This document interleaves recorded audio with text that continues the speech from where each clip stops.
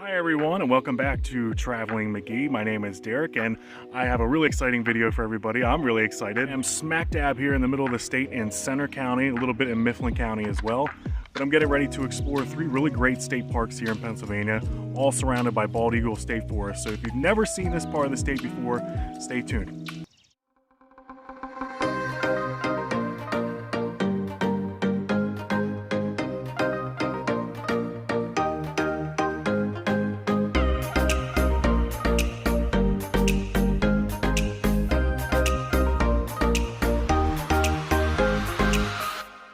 All right, so like I said, I am here in Center County, getting ready to explore Bald Eagle State Forest. There are three state parks in and around this state forest area, and two of the parks are actually extremely rural. They are two of the most remote state parks here in Pennsylvania. One is Poe Valley State Park, and the other is Poe Paddy State Park. And to get there, just to give you a little bit of direction, I'm about, I don't know, maybe 30 miles northeast of State College area, about 30 miles north of Lewistown. And to get up here, to get into Bald Eagle State Forest, you have to traverse this very narrow gauge gravel road for about 10 miles.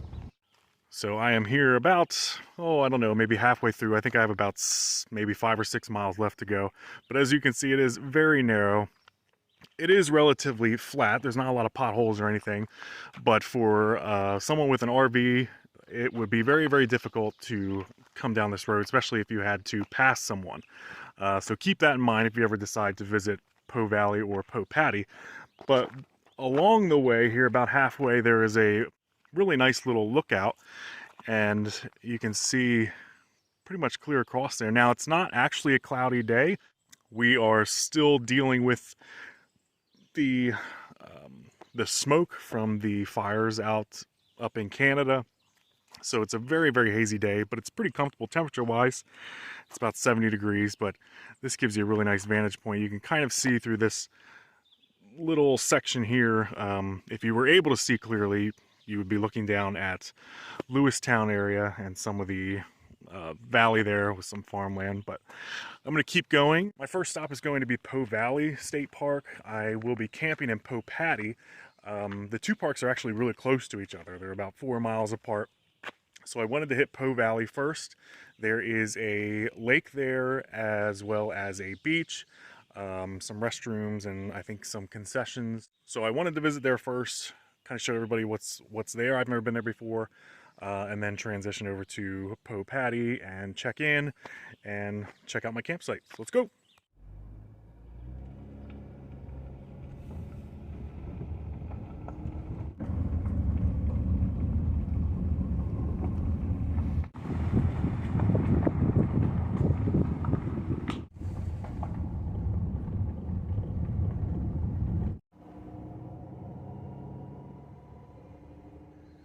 Right, so the first thing that I wanted to see was obviously this lake and this beach, and that's where I'm at right now, but I wanted to just show everybody the parking situation. So here is the lake, which I will show you in a few seconds. But there is a big loop road that comes in to where the lake's at. So this is one way out. So this is heading back out to the main entrance, and then the way in is up above here. So there's a lot of additional parking up there. And then as you can see, there's a trail that comes down and leads you to that spot there. So there's actually quite a bit of parking here that's available, and it's probably for good reason because the beach itself seems really, really big.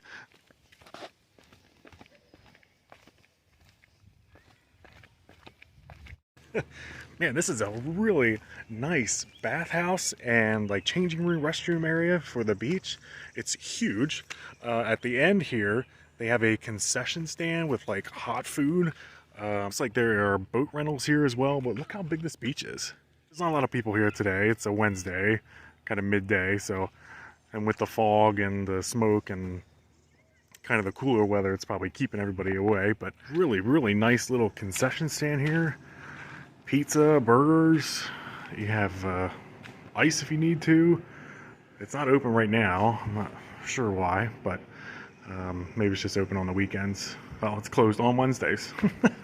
Just Wednesdays, but this is a really nice bathhouse.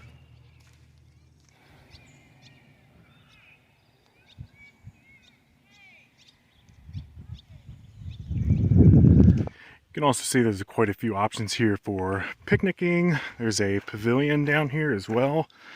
A couple different spots where there's picnic tables. There's one right there. A bunch more on this side and on the other side of the beach as well. The same thing. So definitely different options if you want to come out and eat. So as with most state parks here in Pennsylvania, a lot of them were built by the CCC, which I talked about in an earlier video back in the fall when I was at Trough Creek State Park. But if you're familiar with the CCC history, it's Great Depression era. President Roosevelt tried to get a bunch of people back to work, and throughout the process, throughout the whole country, state parks were built, roads were built, things like that. And a lot of the state parks that we have here in Pennsylvania are the product of that. Poe Valley State Park was created by the Civilian Conservation Corps. Same with Poe Paddy. You'll see a lot of different markers and things like that, kind of talking about their involvement and what they did. I'm not quite sure when this park was established or made into a park. I'll put it down here underneath my face, but I know that they did build this lake here that's behind me, and there's also a dam and a overflow area. There are some cabins here as well. They do have a ranger station visitor center type thing here, but they had the closed signs on the front doors. Maybe during more popular days or during holidays, they're probably open in here for people if they have any questions. But yeah, not a lot of people here today. 1 or 2 cars just kind of out exploring. But it looks like you can walk out to just about the end of this dam here. So let's go see what's out there.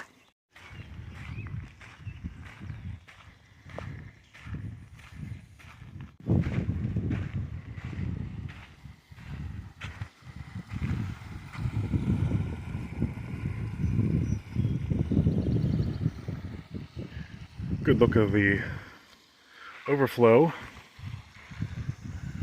here in the lake. Just a little bit overflowing. Here's another really good shot of the entire lake. You can see the beach over there, and the bathhouse where we just were, and this really nice, well-constructed dam here. You can see all the stones are just kind of stacked on top of each other.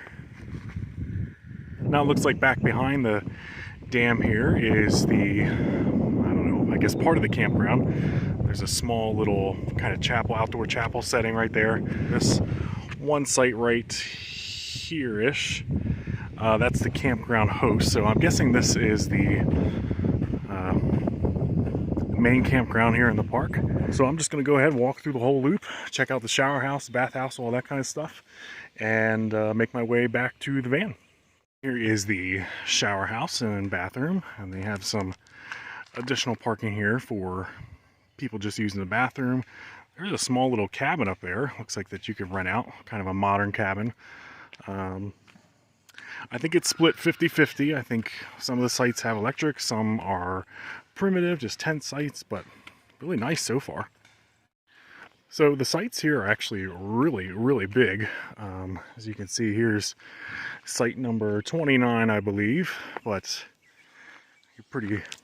your standard campsite. The only thing I am not seeing is like a tent pad, but you have your picnic table and your lantern hook and your fire ring. Definitely enough space for 3 or 4 cars, 3 or 4 vehicles. This one does not have electric, but it looks like there's a little creek back there behind this site. But here's another kind of relatively small one compared to the other ones, but you might be able to set up a tent back behind there, but this one has electric. Never mind, I found one. I knew there'd be a couple with something elevated, you know, something reserved for a tent at least. And this one has a nice level spot there. And we have some mountain laurel blooming. But again, very spacious, very large lots. You can definitely park quite a few vehicles in here. Ample parking, pretty direct shot to the bathroom. A couple more of those cabins like I mentioned. I think there were maybe 45 sites total, so I'm sure they probably fill up quick.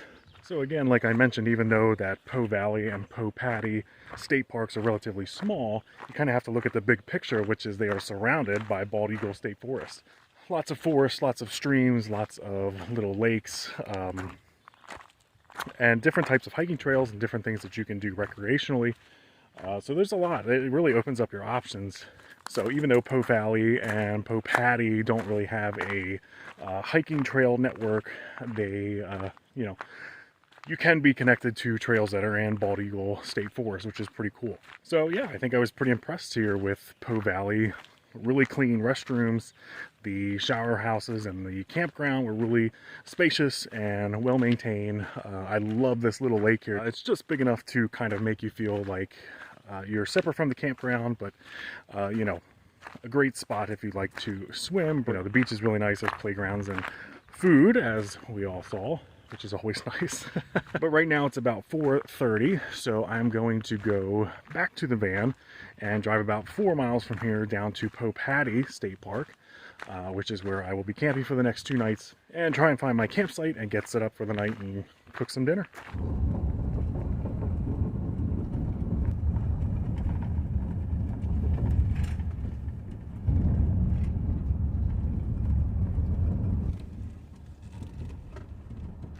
All right, well, I just got to my campground here at Poe Paddy. I'm in site 140. Right behind me are the restrooms, and then just on the other side of my site is a little creek that takes you down into the main creek, which is the main attraction here. Basically, I'm going to set up camp for the night, make myself a little dinner, and tomorrow I'll pick up with Poe Paddy State Park.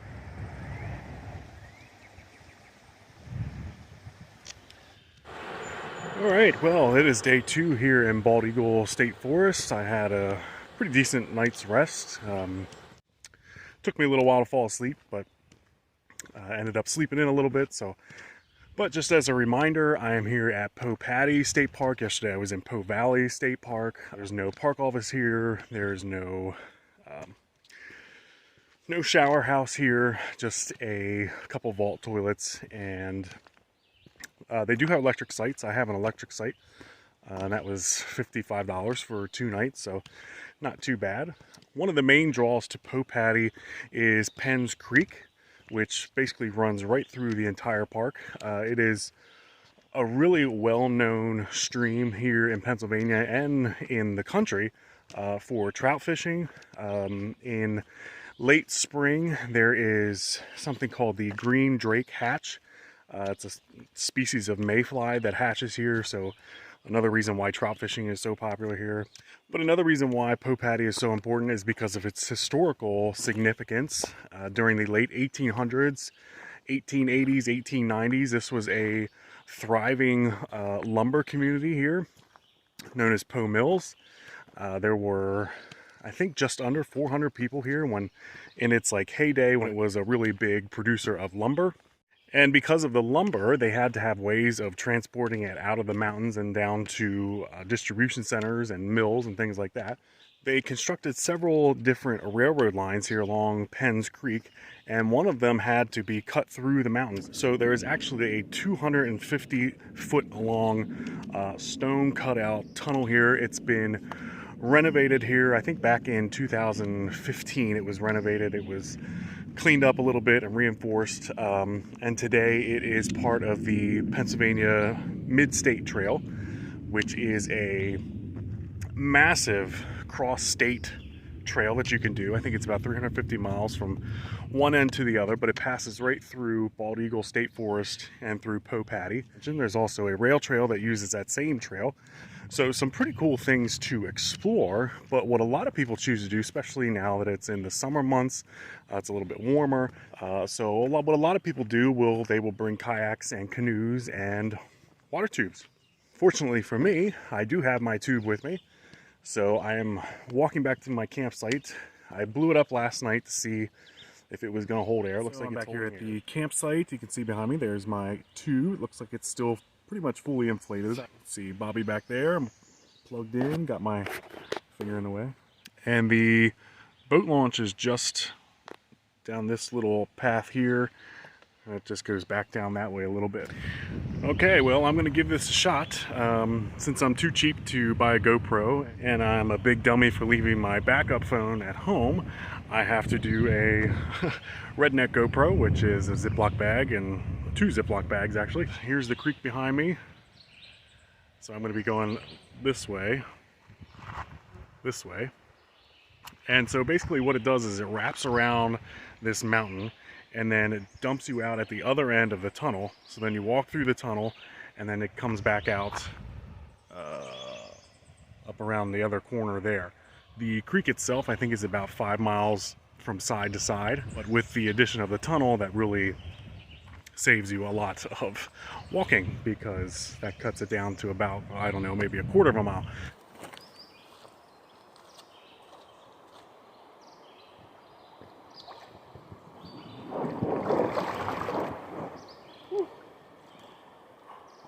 It's cold.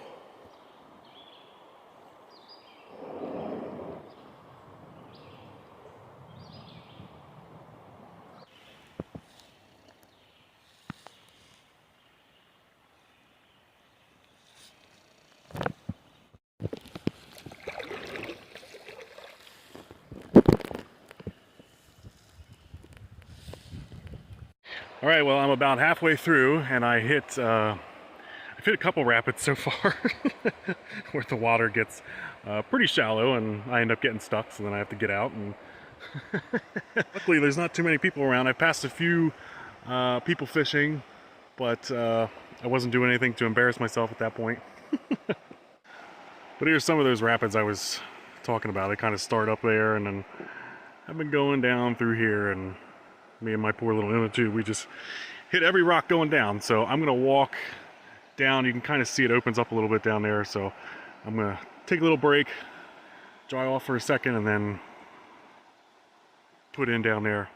All right, well, I successfully made it to the dump out point, spot where you get out before you head into the tunnel. And that last leg was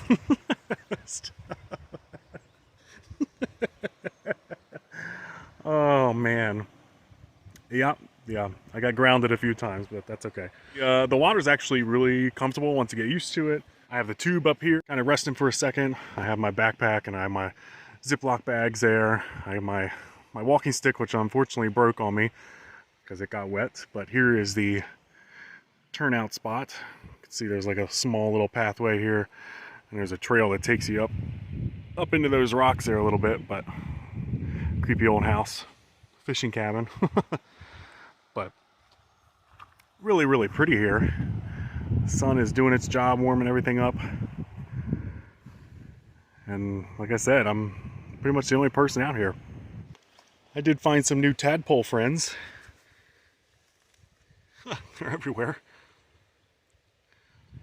New frogs. Lots of crayfish.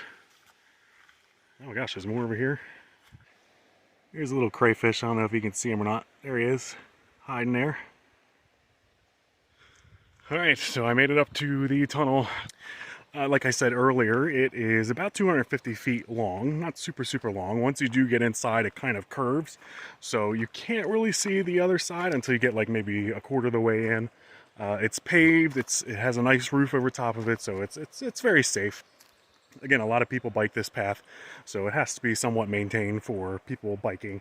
So now I'm going to grab the tube there and make my way through, and then on the other side, I'll show you what's on that side.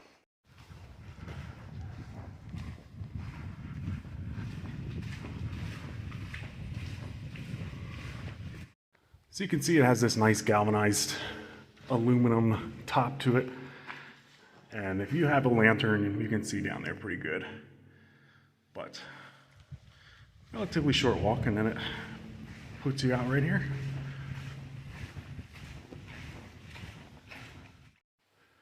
And that's it. That saves you about maybe 5 miles of hiking.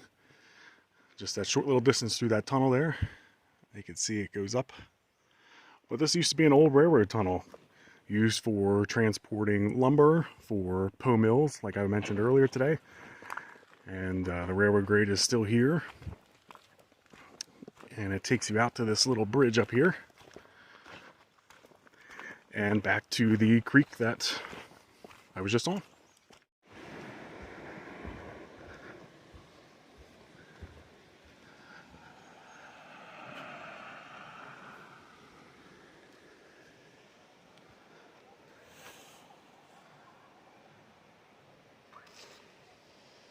Well, we're wrapping it up here. I'm about 30 feet from where I first started, back here at the campground. Much calmer water here. I feel a little bit safer using my phone. Watch, this will be the time that I drop it. Yeah, pretty cool. I think if you do the whole thing, it takes about 2 hours, you know, if you really pace yourself. Obviously, if the river or if the creek is up higher and going a little bit quicker, I'm sure you can have it done in probably an hour. But today it seems pretty low. So, yeah, pretty cool to do this, and it's really close to my campsite and the campground here. Pretty good afternoon.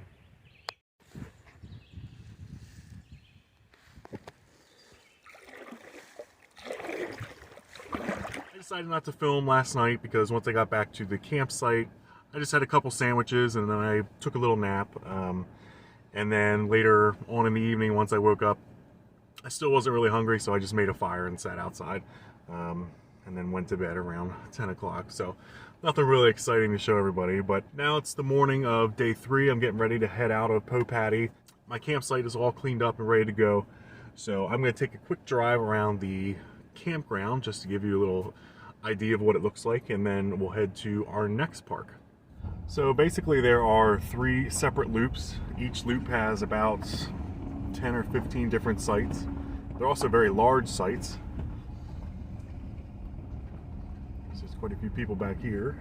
A lot of these sites are getting booked up because next week is, actually we're only a few days away from 4th of July. So that weekend, this upcoming weekend is going to be pretty busy, I'm sure. See all the white tags on the posts. And you'll see the bathrooms up here on the left. Just pit toilets, but really, really nice. Very clean actually, and pretty modern. Apparently a lot of this park has been redone over the past few years.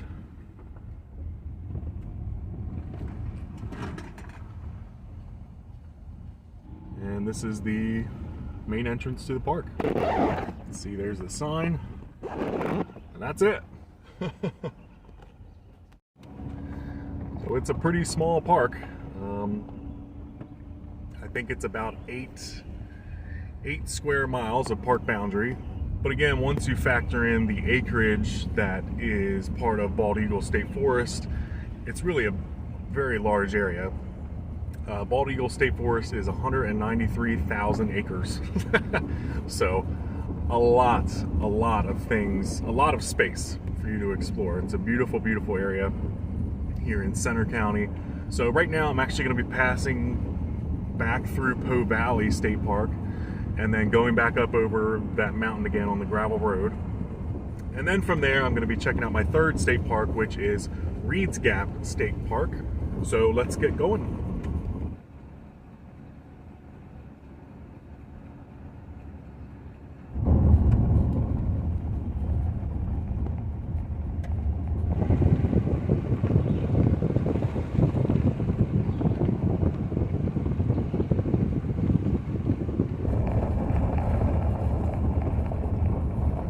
I have made it to Reed's Gap State Park, which is just on the other side of the mountain there in Bald Eagle State Forest. Came over that with the gravel road from Poe Paddy. In fact, there actually looks like there's a connector trail from this park to Poe Paddy, which is 13 miles. I won't be doing that. Reed's Gap is a relatively small park, just like the other 2 that I've seen so far. There is a campground here. There are a few trails here in the park. I'm going to be taking one right now, which is the Historic Dam Trail. It's about 2 miles round trip. Kind of starts at one end of the park and then goes to the other end. They do have a park office here, but it is closed because it's still relatively early in the morning here. Yeah, looks like a pretty easy trail. So it takes you past this historic dam ruin. Again, not a lot of people here. It's a Friday, so probably this weekend will be a little bit busier, but I'm going to switch my shoes and go for a little hike. Went through some really beautiful countryside. There are a lot of small Amish communities here in Center County, and I believe actually now I'm in Mifflin County. Lots of small Amish communities here, lots of small little mountain towns, which are really, really cool just to drive through. It's kind of like a blast from the past type thing. Siglerville is a really cool town to check out if you drive from Poe Paddy to its Gap. There's a little country store there, and a really small town, really cool. But I did want to mention that if you are into getting the Pennsylvania State Park passbook type thing, Reed's Gap is where you want to go if you want to get your stamps for Poe Paddy and Poe Valley, just as a heads up.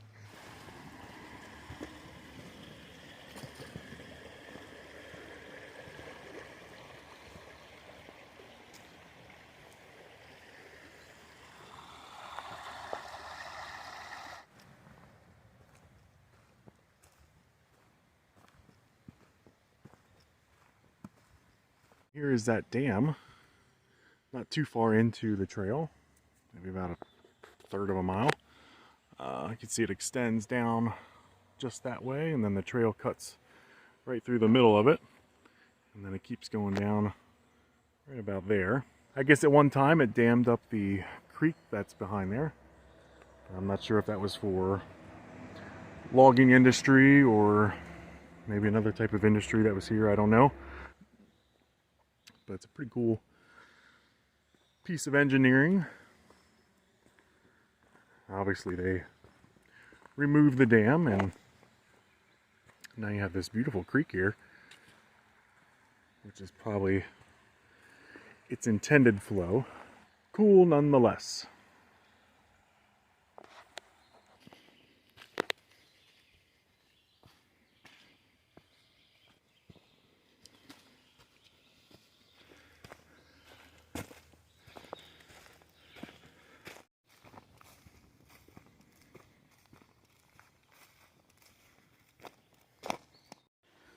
Alright, and now I'm back here at the northern end of this creek. So it took me up the side of a hill a little bit, back around, and then I'm back here at this creek.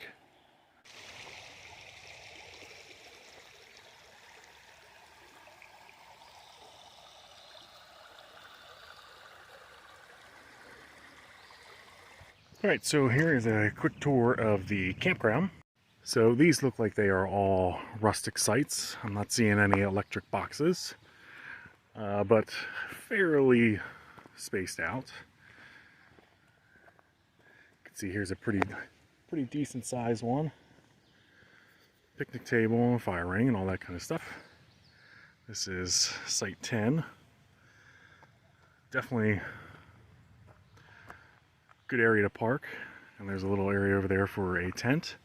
And then you're right here next to the water, which is really cool. And then there's a bridge over there that takes you up to a parking area up there. So it's a relatively small campground. I think there might be 12 to 15 different sites. I think definitely more friendly to tenters, but cool nonetheless. Like I said, this is a pretty small park, but also, just in case I forget to mention, all Pennsylvania state parks are free. You have to pay to camp, of course, and there's some parks that you need a certain type of permit to hike, so there's a fee with that. But Pennsylvania is a free fee entrance state. Never have to pay to get into any state park here in Pennsylvania. Alright, well, that wraps up my time here, and for this trip as well. You watched me explore the beach and the lake at Poe Valley. We went water tubing and walked through a dark tunnel at Poe Paddy. And now we did this great little hike here at Reed's Gap. Checked out the campground here as well.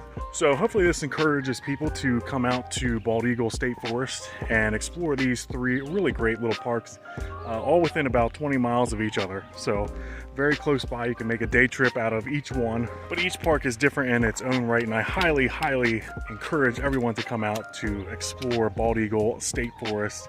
The state forest itself is just massive. There are tons of things to do. Just a beautiful part of Pennsylvania. So with that, I'm going to say goodbye, and I'll see you on the next video. Take care.